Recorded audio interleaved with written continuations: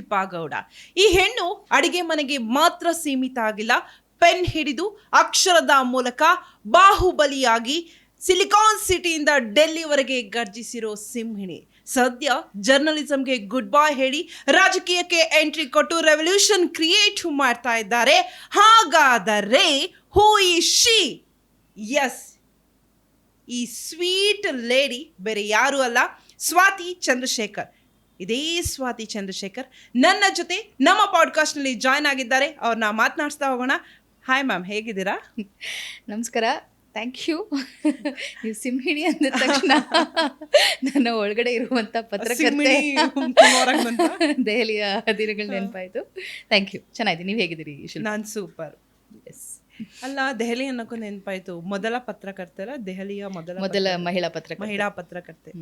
ಹೇಗಿತ್ತು ಅನುಭವ? ಹೌದು, ಫಸ್ಟು ಅದು ಕೇಳೋಕ್ಕಿಂತ ಮುಂಚೆ ಯಾಕೆ ಜರ್ನಲಿಸಮ್ ಬಂದ್ರಿ, ಹೇಗೆ ಬಂದ್ರಿ, ಈಗ ಯಾಕೆ ಜರ್ನಲಿಸಮ್ಗೆ ಬಾಯ್ ಹೇಳಿದ್ದೀರಾ? ನಾನು ಯಾವಾಗಲೂ ಹೇಳ್ತಾ ಇರ್ತೀನಿ, ತಾನೊಂದು ನೆನೆದರೆ ಮಾನವ, ಬೇರೊಂದು ಬಗೆಯವನು ದೈವ ಅಂತ. ಹಾಗೆ ನನ್ನ ಬದುಕಿನಲ್ಲಿ ಬಹುಶಃ ನಾನು ಚಿಂತಿಸಿದ್ದು ಯಾವುದು ಕೂಡ, ಅಥವಾ ನಾನು ಚಿಕ್ಕ ವಯಸ್ಸಿದ್ದಾಗ ನಾನು ಶುರುವಿನಲ್ಲಿ ನಾನು ಡಾಕ್ಟರ್ ಆಗಬೇಕು ಅಂದ್ಕೊಂಡೆ. ಅದಾದಮೇಲೆ ನಾನು ಟೀಚರ್ ಆಗಬೇಕು ಅಂತ ಅಂದ್ಕೊಂಡೆ. ಅದಾದಮೇಲೆ ನಾನು ಸಂಗೀತಗಾರ್ತಿ ಆಗ್ತೀನಿ ಅಂತ ಅಂದ್ಕೊಂಡೆ.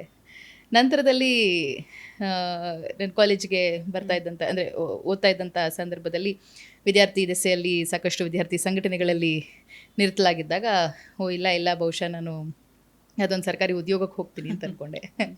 ಆದರೆ ಕೊನೆಗೆ I ended up in journalism.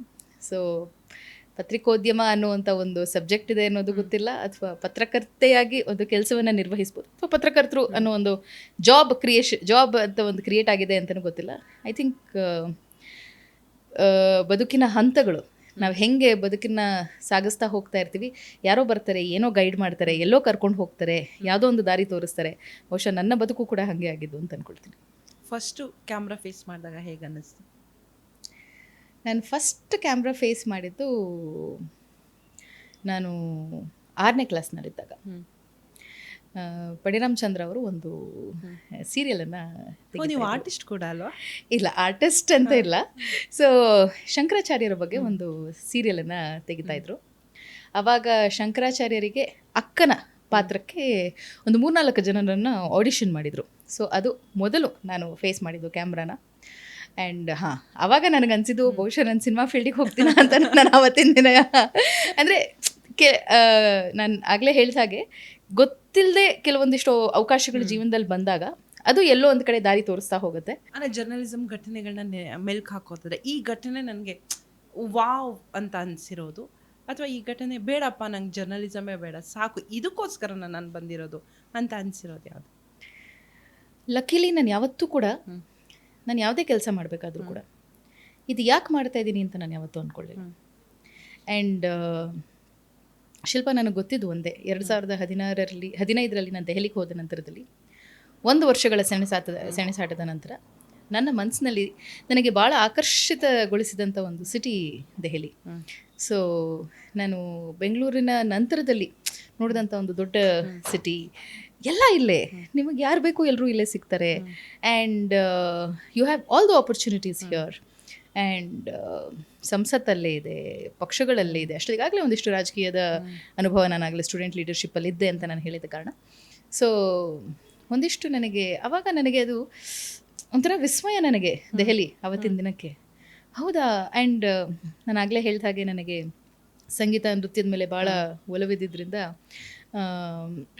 ಕಥಕ್ಕಿನ ಸರ್ವೋಚ್ಚ ಶ್ರೇಷ್ಠ ನೃತ್ಯಕಾರರಾದ ನನ್ನ ಗುರುಗಳಾದ ಪಂಡಿತ್ ಬಿರ್ಜು ಮಹಾರಾಜ್ ಅವರು ದೆಹಲಿಯಲ್ಲೇ ಇದ್ದಂಥದ್ದು.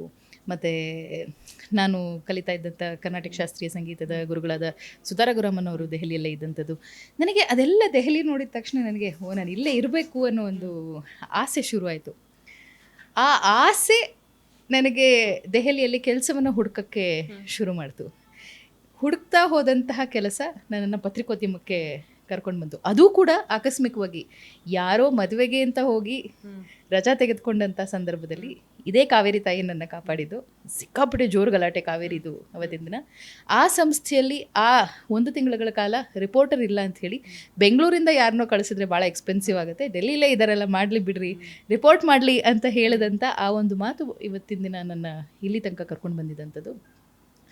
ವಾವ್ ಅಂತ ಅನಿಸಿರುವಂಥ ಸಾಕಷ್ಟು ಘಟನೆಗಳಿದೆ ಪತ್ರಿಕೋದ್ಯಮದಲ್ಲಿ. ನಾನು ಮೊಟ್ಟ ಮೊದಲ ಬಾರಿಗೆ ಮಾಜಿ ಮುಖ್ಯಮಂತ್ರಿಗಳಾದಂಥ ಸಿದ್ದರಾಮಯ್ಯನವರನ್ನು ಸಂದರ್ಶನ ಮಾಡಿದಂಥದ್ದಾಗಿರ್ಬೋದು. ಅದು 1 ಅಲ್ಲ 2 ಅಲ್ಲ 3.5 ಗಂಟೆಗಳ ಕಾಲ ಸಂದರ್ಶನ. ಒಂದು ರಾಜಕೀಯವನ್ನೇ ನಡೆಸಿದಲ್ವಾ ನಿಮ್ಮ ಇಂಟರ್ವ್ಯೂ? ಸ್ವಲ್ಪ 100% ಆ ಇಂಟರ್ವ್ಯೂ ಆದ ನಂತರದಲ್ಲಿ ದಿನ ದೇವೇಗೌಡರು ಪ್ರಸ್ತಾಪ ಮಾಡ್ತಾರೆ. ಅವತ್ತಿನ ದಿನ 2018ರ ಕೊಯಿಲಿಷನ್ ಸರ್ಕಾರ ಉರುಳುತ್ತೆ. ಆ್ಯಂಡ್ ಅಂಥ ಸಾಕಷ್ಟು ಘಟನೆಗಳಿದೆ. ನಾನು TV5 ಇದ್ದಾಗ ರೇವಣ್ಣ ಅವರು ಕೊಟ್ಟ ಬೈಟು ಸುಮಲತಾ ಅವರ ಬಗ್ಗೆ ಆಗಿರಬಹುದು. ಆ್ಯಂಡ್ ಭಾಳ ಸಾರ್ಥಕ ಅಂತ ಅನಿಸಿದ್ದು ಅಂದಿನ ಮುಖ್ಯಮಂತ್ರಿ ಕುಮಾರಸ್ವಾಮಿಯವರು ಆ್ಯಂಡ್ ಹಿಮಾಚಲದ ಮುಖ್ಯಮಂತ್ರಿ ಕರ್ನಾಟಕದ 2 ಮಹಿಳೆಯರು ಹಿಮಾಚಲದ ಒಂದು ಮೆಂಟಲ್ ಹಾಸ್ಪಿಟಲ್ನಲ್ಲಿ ಸಿಕ್ಕಾಕೊಂಡಿರ್ತಾರೆ.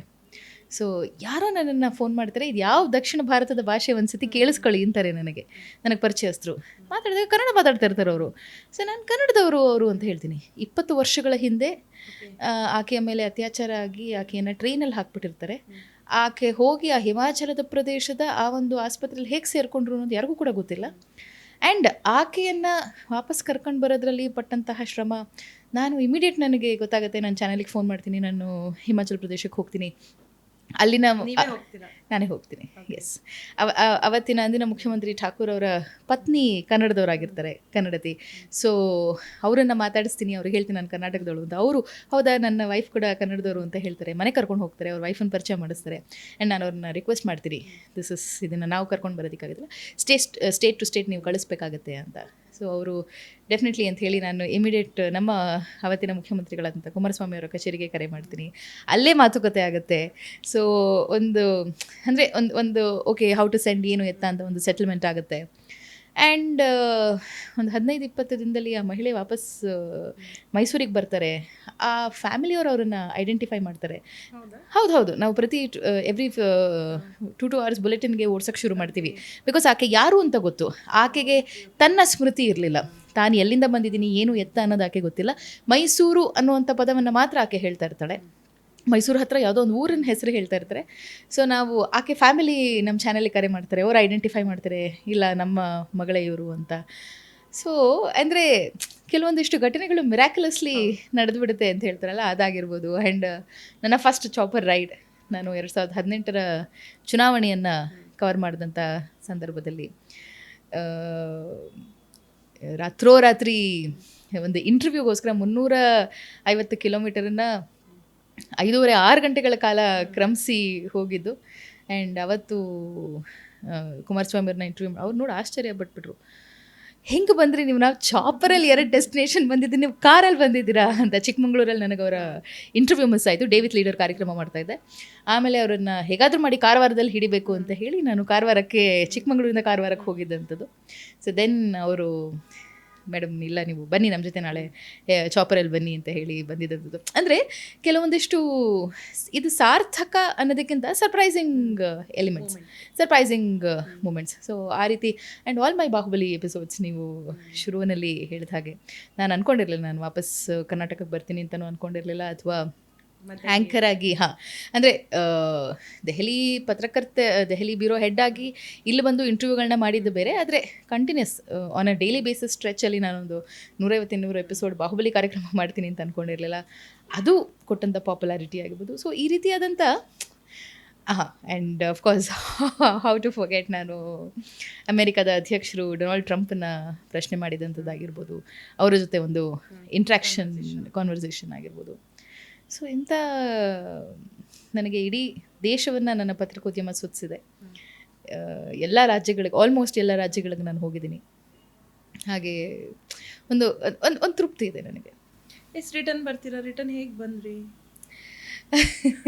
ಮತ್ತೆ ಬಾಹುಬಲಿ ಮಾಡಿ ಅಂತ ಹೇಳ್ತಾರೆ, ಆ ಬಾಹುಬಲಿಲಿ ಕ್ವಶನ್ಗಳನ್ನ ಕೇಳ್ತಾರೆ. Okay fine, interviews okay fine, but return ಈಗ ನೀವು ಹೇಳಿದ್ರಿ ಡೆಲ್ಲಿ ನನ್ನ ಕನಸು ಅದೇನೋ ಒಂದು ಓಪನ್ ಆಯಿತು, ಒಂದು ವಿಸ್ಮಯ ಕಾಣಿಸ್ತದೆ. ಅಂತಹ ವಿಸ್ಮಯ ಕಾಣಿಸಿರುವಂತಹ ಪ್ಲೇಸ್ನ ಬಿಟ್ಟು ಮತ್ತೆ ಬ್ಯಾಕ್ ಟು ಪೆವಿಲಿಯನ್ ಅಂತ ಬೆಂಗಳೂರಿಗೆ ಬರ್ತೀರಾ ಹೇಗೆ? ಇಲ್ಲ ಶಿಲ್ಪ, ಅದು ಸಮ್ಟೈಮ್ಸ್ ಬದುಕು ಏನೋ ಒಂದು ಕೆಟ್ಟದಾಗೋ ಮುಂಚೆ ನಿಮಗೊಂದು ಸೂಚನೆ ಕೊಡುತ್ತೆ ಅಂತ ಅನಿಸುತ್ತೆ. ಅದು ನಿಮ್ಮನ್ನು ಒಳ್ಳೆ ದಾರಿ, ಆ ದಾರಿಯಲ್ಲಿ ನಡೆದರೆ ಅದು ನಿಮ್ಮನ್ನು ಒಳ್ಳೆ ದಾರಿ ಕರ್ಕೊಂಡು ಹೋಗ್ಬಿಡುತ್ತೆ. 2020 ಕೊರೋನಾ ಶುರುವಾದಂತಹ ಒಂದು ಸಂದರ್ಭ. ಆಗ ನಾನು ಬೆಂಗಳೂರಿಗೆ ಬಂದಿದ್ದೆ, ಆನ್ ಆ್ಯಂಡ್ ಆಫ್ ಬಂದು ಹೋಗಿ ಮಾಡ್ತಾಯಿದ್ದೆ. ನನ್ನ ಬರ್ತ್ಡೇ ಇತ್ತು, ಮತ್ತು ಮದುವೆ ಆದ ನಂತರ ಮೊದಲನೇ ಯುಗಾದಿ. ನಮ್ಮ ತಾಯಿ ಇಲ್ಲ ನೀನು ಯುಗಾದಿ ಹಬ್ಬ ಮುಗಿಸ್ಕೊಂಡು ಹೋಗಬೇಕು ಅಂತ ಹೇಳ್ತಾರೆ. ನಾನು ಯಾವುದೋ ಒಂದು ನನ್ನ ಕಸಿನ್ ಮದುವೆಗೆ ಬೆಂಗಳೂರಿಗೆ ಬಂದಿರ್ತೀನಿ.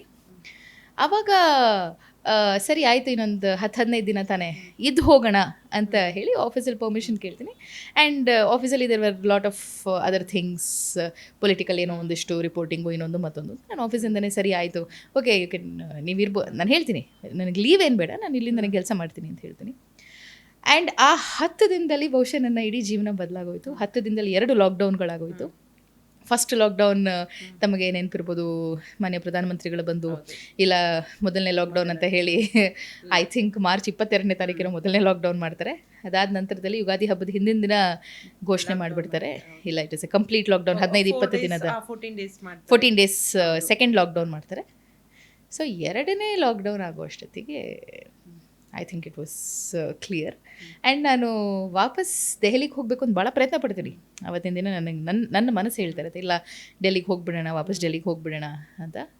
ಬಟ್ ಆಗಲೇ ಹೇಳಿದಾಗೆ ತಾನೊಂದು ನೆನೆದರೆ ಮಾನವ ಬೇರೊಂದು ಬಗೆವನು ದೈವ ಅಂದ ಹಾಗೆ, ಯಾರಿಗೂ ಮಾಡಬೇಕಾಗಿದ್ದಂಥ ಕಾರ್ಯಕ್ರಮ, ಯಾರಿಗೋ ಸೆಟ್ ಆಗಿದ್ದಂಥ ಕಾರ್ಯಕ್ರಮ, ಕಾನ್ಸೆಪ್ಟ್ ನೋಟನ್ನು ಮಾತ್ರ ನಾನು ಬರ್ಕೊಡ್ತೀನಿ. ನಾನು ನಮ್ಮ ಎಡಿಟೋರಿಯಲ್ ಟೀಮಲ್ಲಿ ಡಿಸ್ಕಸ್ ಮಾಡಿ, ಇಲ್ಲ ಇಂಥವ್ರನ್ನ ಕರೆಸಿ ಹೀಗೆ ಮಾಡೋಣ ಹಾಗೆ ಮಾಡೋಣ ಅಂತೆಲ್ಲ ಹೇಳ್ತೀನಿ. ಆ ವ್ಯಕ್ತಿ ಅಚಾನಕ್ಕಾಗಿ ಅವರಿಗೆ ಆ ಸಂದರ್ಭದಲ್ಲಿ ಹುಷಾರು ತಪ್ಪಿ ಅವರು ಬರೋಕ್ಕೆ ಸಾಧ್ಯ ಆಗದೆ ಆಯಿತು, ನಾನೊಂದು 10 ಎಪಿಸೋಡು ಇಲ್ಲ ಸ್ಟಾರ್ಟಿಂಗ್ 1 ವಾರ ಮಾಡ್ತೀನಿ ಅಂತ ಹೇಳಿ ಶುರು ಮಾಡಿದ್ದೆ ಬಾಹುಬಲಿ ಕಾರ್ಯಕ್ರಮ. ಅಲ್ಲಿ ತನಕ ಕರ್ಕೊಂಡ್ಬಂತು. ಬಾಹುಬಲಿಯಲ್ಲಿ ಸಾಕಷ್ಟು ಜನ ಇಂಟರ್ವ್ಯೂ ಮಾಡಿದ್ವಿ. ಆದ್ದರಿಂದ ಯಾಕಂದರೆ ಈಗ ನಿಮ್ಮನ್ನು ನಾನು ಇಂಟರ್ವ್ಯೂ ಮಾಡಿದ್ರೆ ನಿಮ್ಮಿಂದ ನಾನು ಕಲಿಯೋದಿದೆ, ಏನು ಕಲಿತ್ರಿ ಅಂತ. ಯಾಕಂದರೆ ಅವರನ್ನು ನಾವು ಇಂಟರ್ವ್ಯೂ ಮಾಡೋದು ಬೇರೆ, ಅವರಿಂದ ನಾವು ಕಂಟೆಂಟ್ ತೆಗಿಯೋದು ಬೇರೆ, ಅವರಿಂದ ನಾವು ಕಲಿಯೋದು ಬೇರೆ. I think I learned a lot of patience. 1-1.5 ಗಂಟೆಗಳ ಕಾಲ ಕಾರ್ಯಕ್ರಮ. ಆ್ಯಂಡ್ ಕೇವಲ ರಾಜಕಾರಣದಲ್ಲಿ ಮಾತ್ರ, ಅಂದರೆ ಕೋರ್ ಪೊಲಿಟಿಕಲ್ ರಿಪೋರ್ಟಿಂಗ್ ಮಾಡ್ತಾ ಇದ್ದ ನನಗೆ, ನನ್ನ ಹವ್ಯಾಸಗಳು ಏನೇ ಇದ್ದರೂ ಕೂಡ my reporting was always core political. So ಅಂತಹ ಸಂದರ್ಭದಲ್ಲಿ ಜೀವನದ ಎಲ್ಲ ಮಜಲುಗಳ ಜನರನ್ನು ನಾನು ಸಂದರ್ಶನ ಮಾಡುವಂಥದ್ದು ಒಂದು.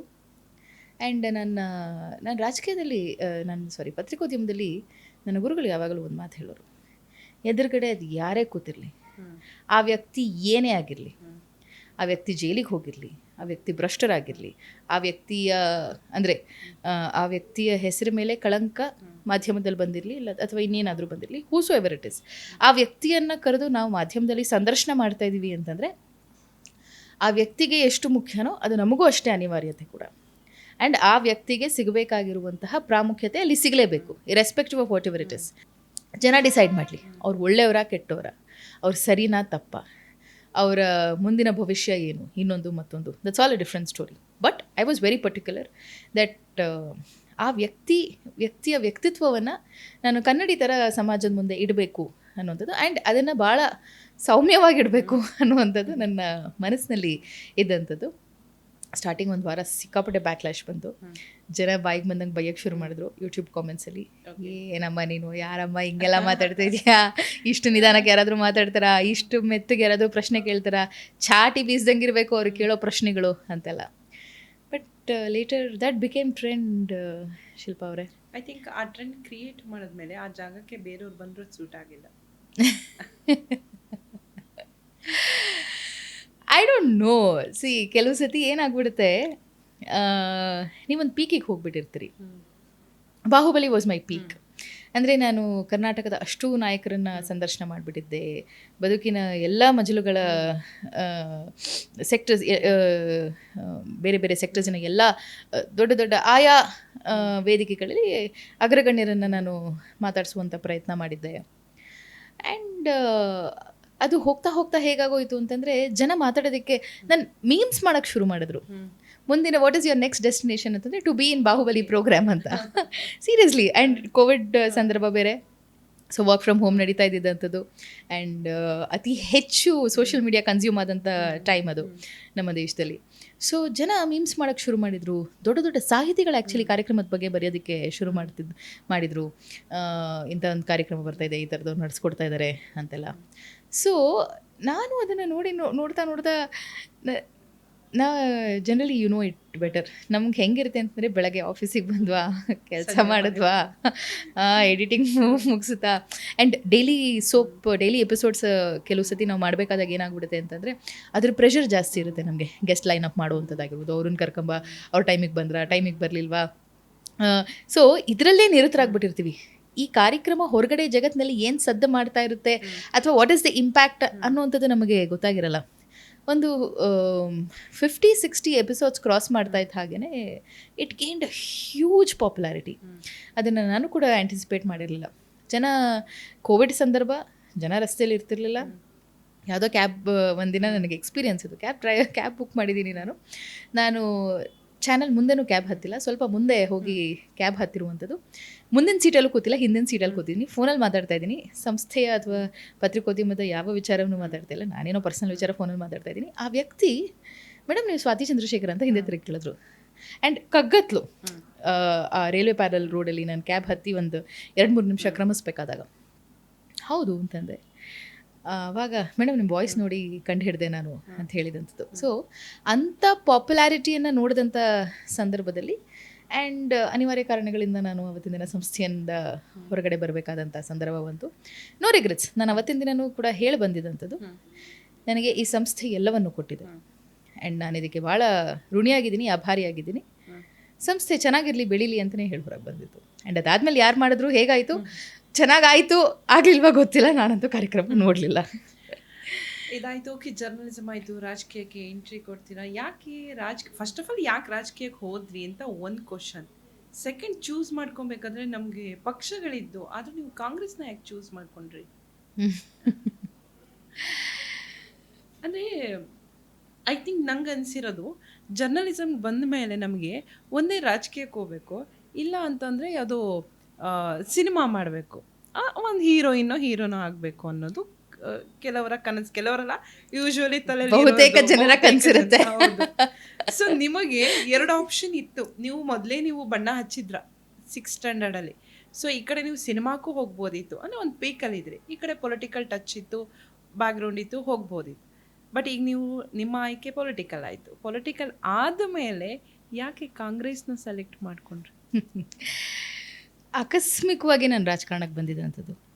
ರಾಜಕಾರಣಕ್ಕೆ ಬರ್ತೀನಿ ಅಂತ ನನ್ನ ಬದುಕಿನ ಯಾವುದೋ ಒಂದು ಹಂತದಲ್ಲಿ ನನಗೆ ಖಂಡಿತವಾಗ್ಲೂ ಗೊತ್ತಿತ್ತು. ಯಾಕೆಂತಂದರೆ ಪತ್ರಕರ್ತರು ಇಸ್ ಹಾಫ್ ಪೊಲಿಟಿಷಿಯನ್ಸ್ ಅಂತ ನಾನು ಹೇಳ್ತೀನಿ. ಹಾಫ್ ಏನು, 75% ಪೊಲಿಟಿಷಿಯನ್ಸ್ ಅಂತ ನಾನು ಹೇಳ್ತೀನಿ. Sometimes you are more than politicians.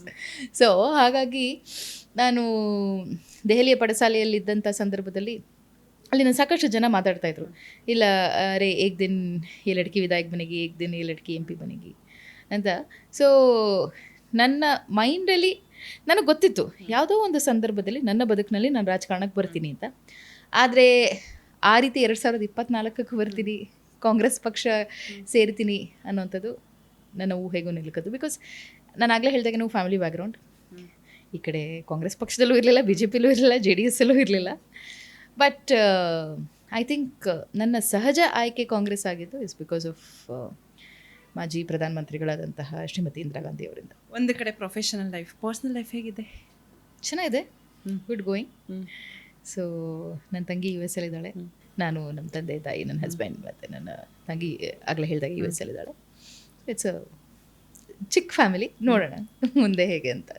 Congress ವಕ್ತಾರ ಆಗ್ತೀರಾ ಯಾವತ್ತೂ ಕೂಡ? ನಾನೊಂದು ಪಕ್ಷದಿಂದ ಅಂದರೆ ಈ ಕಾಂಗ್ರೆಸ್ ಪಕ್ಷದಲ್ಲಿದ್ದೀರಾ, ನಂಗೆ ಒಂದು ಕ್ಷೇತ್ರದಿಂದ ಟಿಕೆಟ್ ಬೇಕು, ನಾನು ನಿಲ್ಲಬೇಕು ಅಂತ ಅನ್ಸಿನಿ. ಖಂಡಿತವಾಗ್ಲೂ C electoral politics is definitely a part of life. ನಾನು ಅದನ್ನು ಇಲ್ಲ ಅಂತ ಹೇಳೋದಿಲ್ಲ, ಅಲ್ಗಳಿಯೋದಿಲ್ಲ. ನಿಂತ್ರೆ ಯಾವ ಪಕ್ಷದಿಂದ ಸಾರಿ ನಿಂತ್ರೆ ಯಾವ ಯಾವ ಕ್ಷೇತ್ರದಿಂದ ಕ್ಷೇತ್ರದಿಂದ ನಿಲ್ತೀರಾ, ಹಾಗೇನೆ ಏನ್ ಮಾಡ್ತೀರಾ ಆ ಕ್ಷೇತ್ರಕ್ಕೆ? ಎರಡೂ ಪ್ರಶ್ನೆಗಳಿಗೆ ಮುಂದಿನ ದಿನಗಳಲ್ಲಿ ಉತ್ತರ ಕೊಡ್ತೀನಿ. ಎರಡನೇ ಪ್ರಶ್ನೆಗೆ ಉತ್ತರ ಕೊಡ್ಬೋದು, ಆದರೆ ಮೊದಲನೇ ಪ್ರಶ್ನೆ ಯಾವ ಕ್ಷೇತ್ರ ಅನ್ನೋದಕ್ಕೆ ಮುಂದಿನ ದಿನಗಳಲ್ಲಿ ಉತ್ತರ ಕೊಡ್ತೀನಿ. ನೀವು ಈ ಪ್ರಶ್ನೆ ಕೇಳ್ತಾ ಇದ್ದೀರಾ ಅಂತ ನಾನು ಹೇಳ್ತಾ ಇದ್ದೀನಿ. ಮೊನ್ನೆ ರೀಸೆಂಟಾಗಿ ನಾನು ದೆಹಲಿಯಲ್ಲಿದ್ದಂಥ ಸಂದರ್ಭದಲ್ಲಿ all women cannot contest politics are all women cannot contest elections ಅನ್ನುವಂಥ ಒಂದು ಮಾತನ್ನು ನಾನು ಕೇಳ್ಪಟ್ಟೆ. ಅಂದರೆ ಚುನಾವಣೆ ಗೆಲ್ಲುವಂಥದ್ದು ಮಹಿಳೆಯರಿಗಾಗಲೇಬೇಕು ಅಂತ ಏನಿಲ್ಲ. ಹಾಗೆ ಎಷ್ಟು 224 ಕ್ಷೇತ್ರಗಳಲ್ಲಿ ನೀವು 8-2 ಮಾಡಿದ್ರೆ 8-3 ಮಾಡಿದ್ರೆ ಗೆದ್ದವ್ರು ಒಬ್ಬರೇ, ಇನ್ನು ಮಿಕ್ಕಿದವ್ರು ಸೋತವ್ರೆ ಅಲ್ಲಿ. ಅದರಲ್ಲಿ ಬಹುಪಾಲು ಗಂಡು ಮಕ್ಕಳೇ ಇರ್ತಾರೆ. ಬಟ್ ಒಂದು ನೋಷನ್ ಇದೆ. ನನಗೆ I am very clear, what ever it is, ನಾನೊಂದು ಚುನಾವಣೆಯನ್ನು ಎದುರಿಸಿ ಗೆಲ್ತೀನಿ ಅನ್ನೋ ಒಂದು ನಂಬಿಕೆ ನನಗೆ ಖಂಡಿತವಾಗ್ಲೂ ಇದೆ. ಮೊದಲನೇ ವಿಚಾರ. ಆ್ಯಂಡ್ ಬೆಂಗಳೂರಿಂದನೇ ಸ್ಪರ್ಧೆ ಮಾಡ್ತೀನಿ. ಎರಡನೇ ವಿಚಾರ, ಅದು ಪಾರ್ಲಿಮೆಂಟಿಗ ಅಥವಾ ಅಸೆಂಬ್ಲಿಗ ಮುಂದಿನ ದಿನಗಳಲ್ಲಿ ನೋಡೋಣ.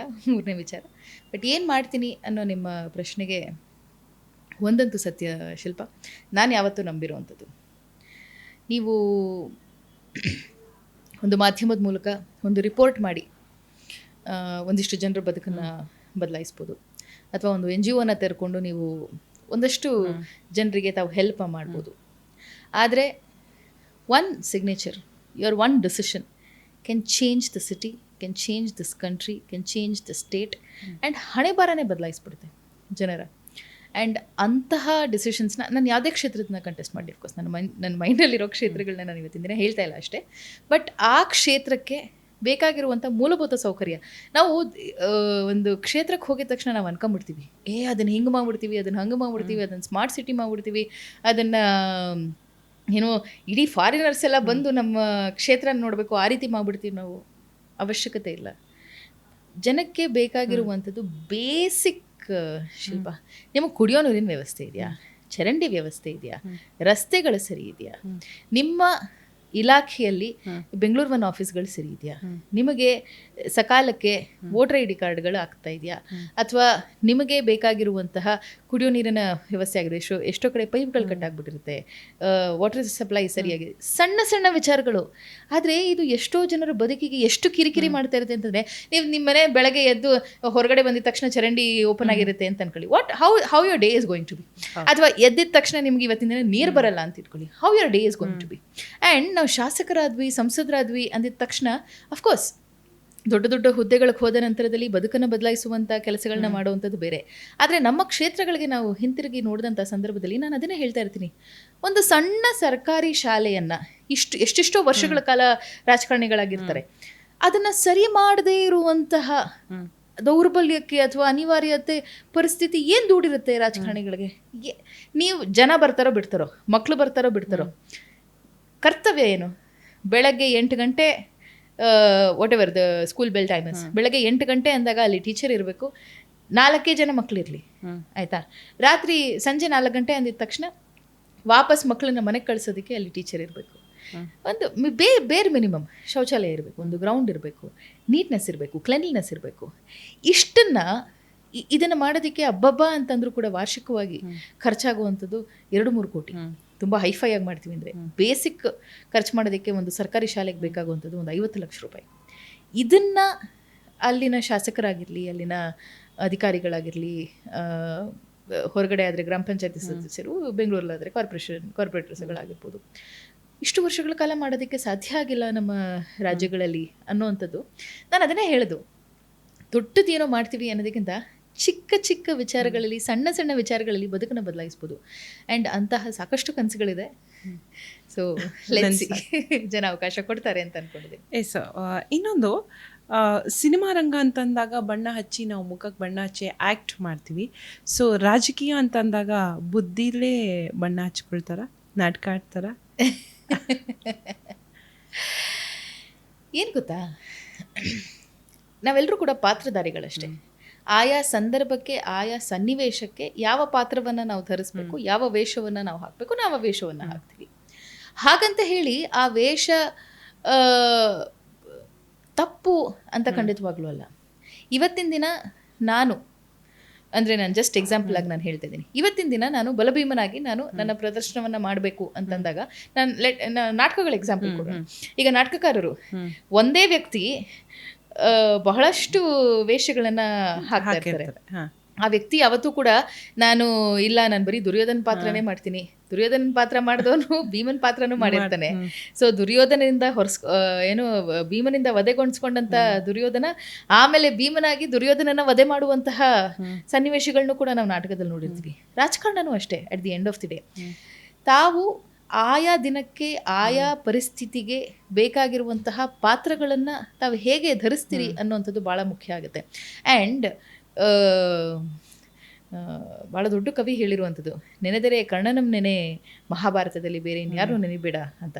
ಆದರೆ ಅದೇ ಬದುಕಿನ ಇನ್ನೊಂದು ಘಟ್ಟದಲ್ಲಿ ನಿಂತ್ಕೊಂಡು ನೋಡಿದಾಗ ಕೇವಲ ಕೆಟ್ಟ ವ್ಯಕ್ತಿಗಳ ಜೊತೆನೇ ಇದ್ದಂತಹ ಕರ್ಣ ತಾನು ಇಡೀ ಸಾಮ್ರಾಜ್ಯದ ಒಂದು ಅಧಿಪತ್ಯವನ್ನು ನಡೆಸುವಂತಹ ಅವಕಾಶವನ್ನು ಕಳ್ಕೊಂಡ್ವಲ್ಲ ಅಂತ ನಾವು ಹೇಳ್ತೀವಿ. ಅದೇ ನಾಣ್ಯದ ಆ ಮುಖದಿಂದ ನಿಂತ್ಕೊಂಡು ನೋಡಿದಾಗ ಇಲ್ಲಪ್ಪ, Karna is a very great personality. ಏನೇ ಆಗಲಿ ತನ್ನ ಸ್ನೇಹಕ್ಕೋಸ್ಕರ ತಾನು ಕೆಳಗಡೆ ಬಿದ್ದಂತಹ ಸಂದರ್ಭದಲ್ಲಿ ತನ್ನನ್ನು ಯಾರು ಕೈ ಹಿಡಿದ್ರು ಅವರಿಗೋಸ್ಕರ ಆತ ಜೊತೆಗೆ ನಿಂತ ಅನ್ನುವಂಥದ್ದು, ಅಷ್ಟು ದೊಡ್ಡ ವೀರ, ಅಷ್ಟು ದೊಡ್ಡ ಯೋಧ ಅನ್ನುವಂಥದ್ದು.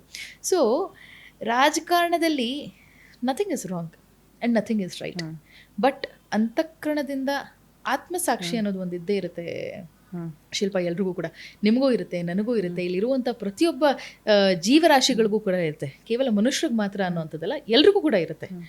ಆ್ಯಂಡ್ ನಾನು ಇದನ್ನು ಕೆಲವು ಸತಿ ಹೇಳ್ತಾ ಇರ್ತೀನಿ, ನಾವು ನೋಡ್ದಿರ ಇರುವೆ ತುಳಿದ್ರೆ ಅಯ್ಯೋ ಅಂತ ಅನ್ಕೊಳ್ತೀವಿ, ಆ ಇರುವೆನೂ ನೋಡ್ದಿರ ನಮ್ಮನ್ನು ಕಚ್ಚಿದಾಗ ಅದು ಅಯ್ಯೋ ಅಂತ ಅನ್ಕೊಂಡಿರ್ತೀರ.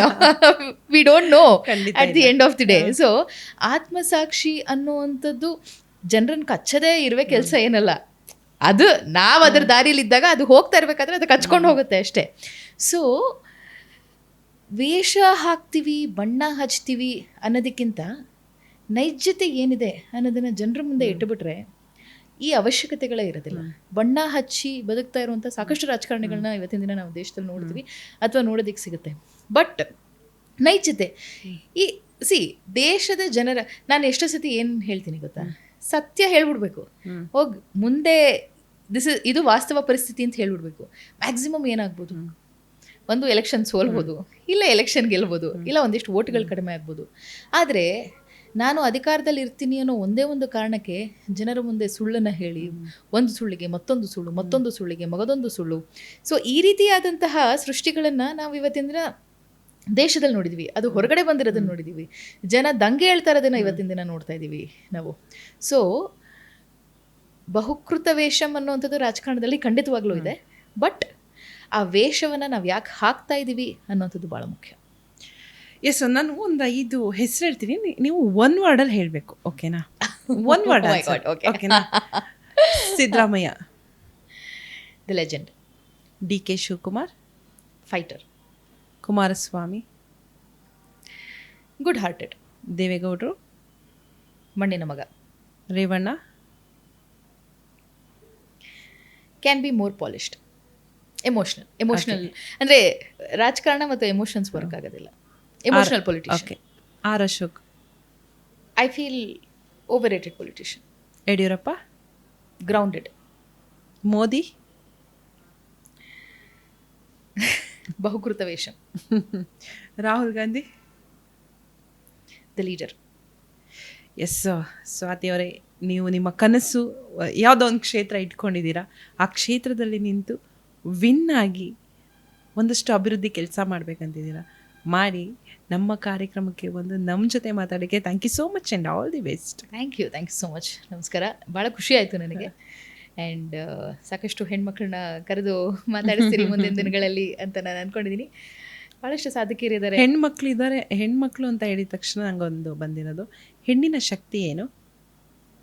ಹೆಣ್ಣೆ ಶಕ್ತಿ, ಪ್ರಕೃತಿಯ ಶಕ್ತಿ.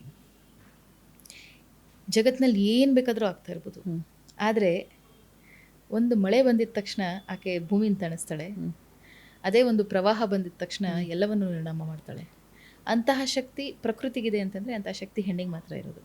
ಸೊ ಸೃಷ್ಟಿನೂ ಅವಳೆ, ವಿನಾಶಕಾರತಿಯೂ ಅವಳೆ. ಅದನ್ನು ಹೇಗೆ ಬಳಸ್ಕೊಳ್ತಾಳೆ ಹೆಣ್ಣು ಅನ್ನೋದು ಮುಖ್ಯ ಅಷ್ಟೇ. ಎಸ್, ಅಂತ ಶಕ್ತಿ ನಿಮ್ದಾಗ್ಲಿ, ಗೆದ್ದು ಬನ್ನಿ ಅಂತ ನಾವು ಸಹ ಕೇಳ್ಕೊಂಡು. Thank you so much.